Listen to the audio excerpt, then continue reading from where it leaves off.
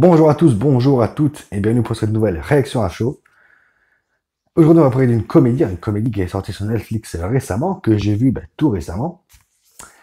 Alors, ceux qui me connaissent savent que les comédies de ces 10 dernières années ne me plaisent absolument pas. Ça me fait pas rire du tout. Voilà, ça m'énerve même des fois. Ouais, il y a certaines blagues, voilà, je sais pas, chez moi ça marche pas et ça m'énerve. Mais ce film-là dont on va parler, j'ai l'impression que c'est une espèce d'hommage au film d'il y a 20 ans. Donc, on va y revenir. Et ce film, c'est The Wrong Missy. Alors, excusez-moi pour mon anglais. Je pense que les copains vont me rattraper et corriger ma faute. Qui est réalisé par Tyler Spindle. Alors, en ce moment, quand je tourne des réactions à chaud, j'ai tendance à faire parler de films de réal qui n'ont pas fait grand-chose. Ce Tyler Spindle, eh bien, ne fait pas dérogation à la règle. Je ne fais pas exprès, je vous rassure. Hein. C'est totalement involontaire. Mais voilà, en ce moment, c'est comme ça. J'arrive à prendre des films où les réals n'ont pas fait grand-chose. Eh oui. Dans lequel on va retrouver Lorraine Lopkus, alors qui a joué dans The Big Bang Theory. Voilà, une série que j'ai regardé peut-être quelques épisodes, mais voilà, j'ai pas plus accroché que ça. Qu'on a pu voir aussi dans Jurassic World, voilà, pour les plus connus. David Spade, alors, sa tête me dit quelque chose. J'ai déjà vu quelque part. Quand j'ai regardé sa filmo, à part Police Academy 4, bizarrement, je me rappelle pas l'avoir vu ailleurs. Et Nick Swardson. Alors, de quoi va nous parler ce film, cette comédie? Alors, on va retrouver Tim qui, voilà, depuis son divorce, ne vit que pour son ex. Voilà, il a qu'elle en tête.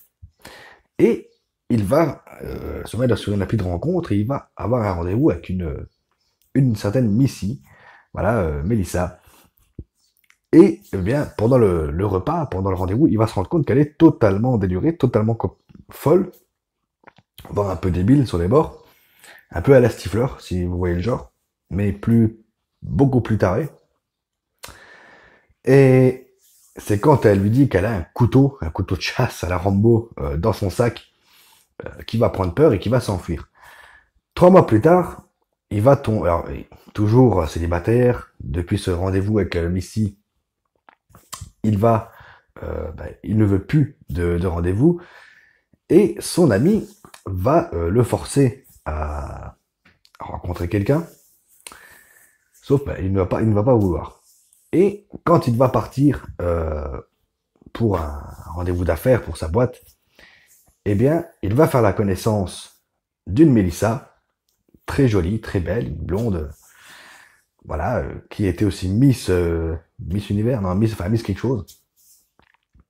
Voilà, ils vont sympathiser, limite tomber amoureux, ils vont s'échanger les numéros, et un jour, Tim va devoir partir en week-end de conférence pour sa banque, et il va, sous la pulsion de son meilleur ami, il va vouloir inviter Melissa, donc Missy, et quand il va arriver dans l'avion, on va se rendre compte, en même temps que lui, qu'il n'a pas invité la bonne parce qu'il avait encore le numéro de la folle, et qu'il a, contacté la folle, euh, pour aller en week-end avec lui.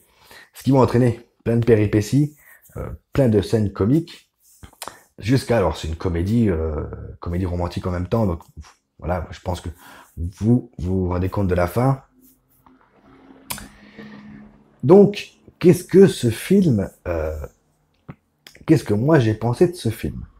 Alors, on va pas parler de la réal parce que c'est un film basique, hein, mais un peu à la American Pie. Enfin, c'est beaucoup mieux que ça en plus. Alors déjà, qu'est-ce que j'en ai pensé? Alors, je sais pas si vous souvenez de Marie à tout prix avec Ben Stiller. À l'époque, et même encore maintenant, quand je regarde Marie à tout prix, je pisse de rire dans le pantalon. Quand je regarde Hot Shot, je pisse de rire. Quand je regarde Police Academy, je pisse de rire. Et, chose qui ne m'était pas arrivée depuis longtemps avec des nouveaux films, avec ce One Missy, j'ai pissé de rire dans le pantalon. je vous assure, Lauren Lopcus est franchement au top dans ce film. Elle est complètement délurée. Alors, c'est une espèce de mélange avec Stifler.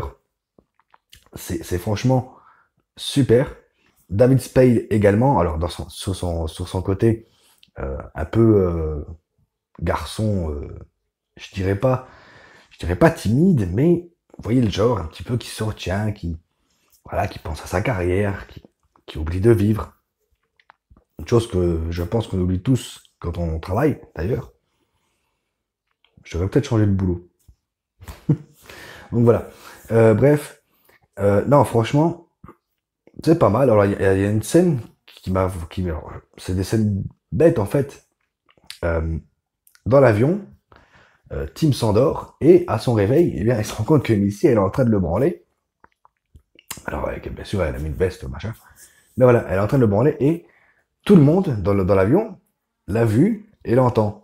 Euh, Dire que nous, au départ, on pense que tout le monde dort et qu'elle fait. Non, en fait, elle s'en fout totalement, elle est complètement délurée. Pareil, quand elle va connaître le patron, le grand patron de Tim de la banque, eh bien, elle va tout faire, enfin tout faire, c'est inconscient, elle le fait même pas exprès, mais elle va limite réussir à capoter la carrière de Tim. Euh, alors c'est un enchaînement comme ça de blagues, de circonstances, et elle le fait même pas exprès. Il y a une scène aussi qui m'a fait marrer. Ils sont sur un bateau, Tim et son patron rentrent dans une cage à requins, puis voilà, pour voir les requins. Et Missy va mettre la tête dans le seau d'appât et va avoir des nausées. Je vous le donne en mille. Elle vomit, sauf que elle vomit dans l'eau, mais directement dans la cage à requins, ce qui fait appât pour le requin, et il y a toute une scène où le requin vient attaquer la cage, c'est à mourir de rire. Une autre scène où on apprend que Missy, elle a plein de diplômes, elle est psychiatre, elle est médium, elle fait plein de choses comme ça, voilà, un peu comme dans plein de choses du paranormal et d'autres. Alors, au départ, on s'est dit, bon, voilà, elle veut se donner un genre, c'est jusqu'à ce qu'on se rend compte qu'en fait, eh ben, ces trucs marchent, ces trucs, c'est vrai. Et ça lui donne un petit côté attachant. En plus d'être complètement fofolle, eh bien, elle a un côté attachant, un peu comme Stifler a. Mais, alors, je parle beaucoup de Stifler parce que voilà, le personnage de Mitty m'a fait penser à Stifler. Je pense que c'est un petit peu Stifler au féminin. Pourquoi au début de la vidéo j'ai dit que ce film m'a beaucoup fait penser à Marie à tout prix? Eh ben, c'est parce que depuis Marie à tout prix, j'avais pas rigolé comme ça devant un film. Sérieusement, euh, ça faisait longtemps que je m'étais pas marré à ce point. Limite, à plus pouvoir respirer. Il y a même une scène que j'ai remis deux fois. Je crois que c'est une scène où Missy tombe d'une falaise. Alors, je vous dirai pas comment ni pourquoi, mais elle tombe d'une falaise et c'est à mourir de rire. C'est toute la scène, c'est à mourir de rire.